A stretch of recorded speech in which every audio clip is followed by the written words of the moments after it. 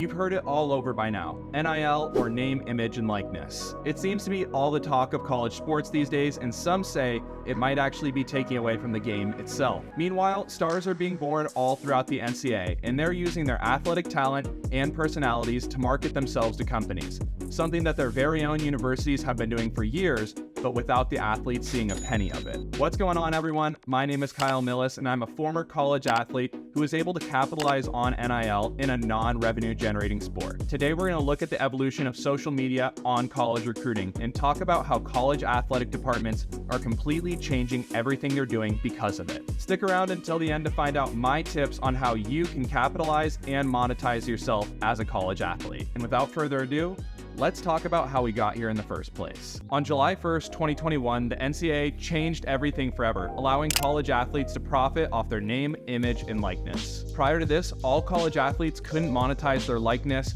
make money off camps, autographs, etc. It's pretty much the main reason why EA stopped making those college sports video games, because they couldn't pay the players for their likeness. Athletes like Ryan Trahan and Destroying were forced to give up their college athletic scholarships and pursue YouTube instead. Now, this activity wouldn't be frowned upon. In fact, it would have been celebrated by the NCAA. You see, when college athletes become content creators and are sharing their lives on social media, they're actually impacting the next generation of college athlete recruits. Which brings me to my first topic, how NIL impacts recruiting. Now, there's plenty of ways that NIL has impacted college sports recruiting, but we're going to look at the top 3 reasons, starting with the impact on future recruits. High school athletes are all over social media these days, eyeing where they're going to take their talents at the next level. When they see their favorite college athletes posting a photo shoot day or a behind-the-scenes tour of their locker room, that is what high school athletes are going to gravitate towards. What many universities still don't understand today is that the athletes they currently have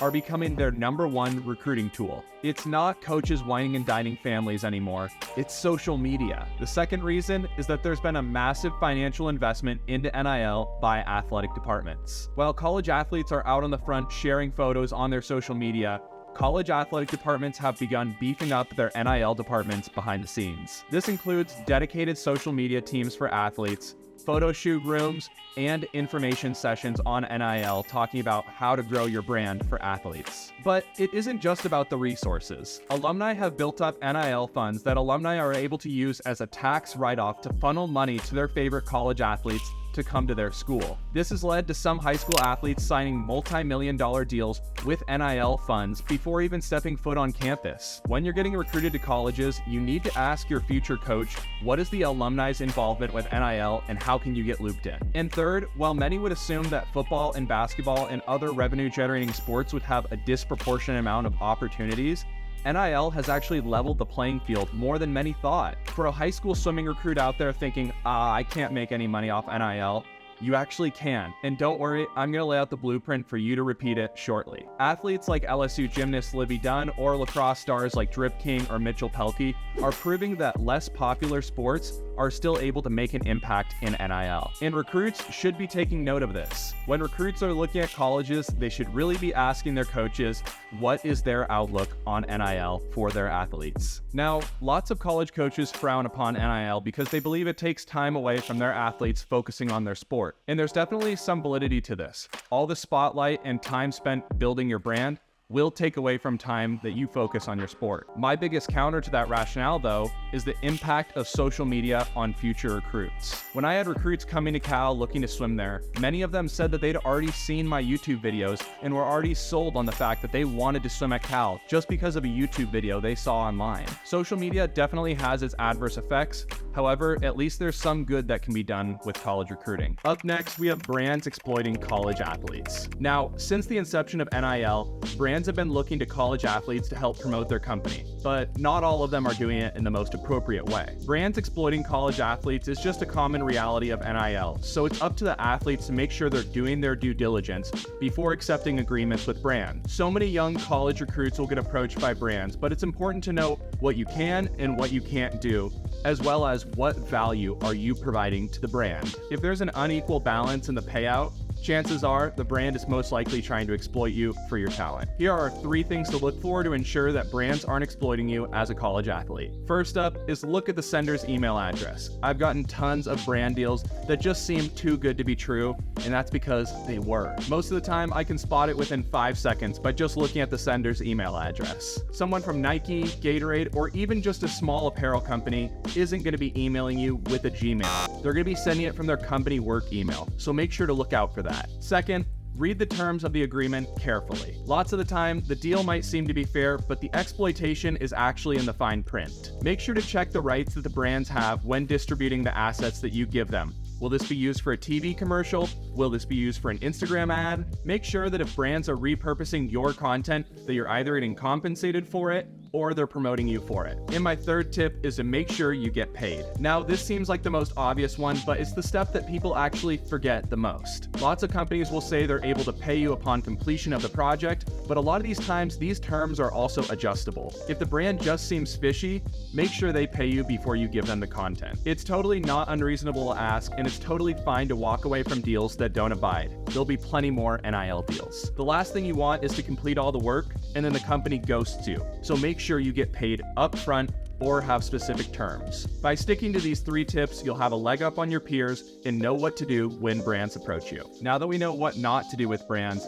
here are 3 tips that all college athletes can use to capitalize on NIL the right way. Lots of my teammates when I was in college came up to me and were always asking how I got NIL deals, and I thought I might as well just give you guys the full playbook. Number 1, reach out to companies on Instagram and LinkedIn. While you might assume that brands might just start lighting up for college athletes, a lot of the time, that's not the case. Not all brand deals are inbound, meaning that companies reach out to you. Most of the time, especially when you're first getting started with NIL, you'll need to reach out to companies on your own. For LinkedIn, what you're going to want to do is go to the search bar and type in a company that you would like to work with.